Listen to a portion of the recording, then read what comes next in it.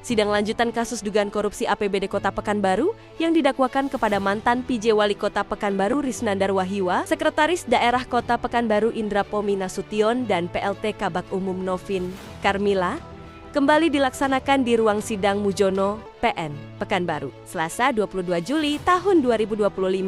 Dimulai pukul 10 WIB. Kali ini Jaksa Penuntut Umum JPU menghadirkan ahli dari bidang hukum pidana Profesor Dr. Hipnu Nugroho, MH, yang merupakan guru besar Fakultas Hukum Universitas Jenderal Sudirman di Purwokerto, Jawa Tengah.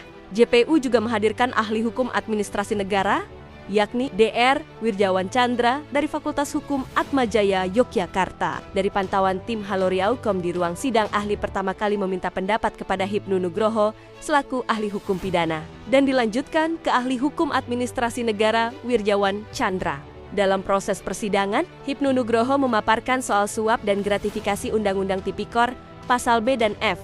Ia menyinggung soal Pasal 12 huruf F Andeng Gendang Nomor 20 Tahun 2001, mengatur tentang tindak pidana korupsi yang berkaitan dengan pemerasan. Dalam diskusi yang sama, pakar hukum pidana Hipnu Nugroho turut menyoroti peran strategis Sekretaris Daerah Sekda dalam struktur keuangan daerah. Sekda, kata dia, memiliki kewenangan sekaligus tanggung jawab dalam menandatangani surat perintah membayar SPM sebagai pengguna anggaran. Posisi tersebut menjadikan Sekda sebagai salah satu aktor kunci dalam mekanisme pengeluaran keuangan daerah dan sekaligus berpotensi bersentuhan dengan risiko hukum apabila tidak dijalankan secara akuntabel. Dengan demikian, pemahaman atas suap, gratifikasi, dan posisi strategis dalam birokrasi menjadi kunci dalam upaya memperkuat pencegahan korupsi di tingkat pusat maupun daerah. Sementara itu, ahli hukum administrasi negara Wirjawan Chandra memaparkan tentang perbedaan pegawai negeri dan penyelenggara negara dan status hukum pejabat dan jabatan struktural. Ia juga mengupas tuntas tentang mekanisme keuangan negara,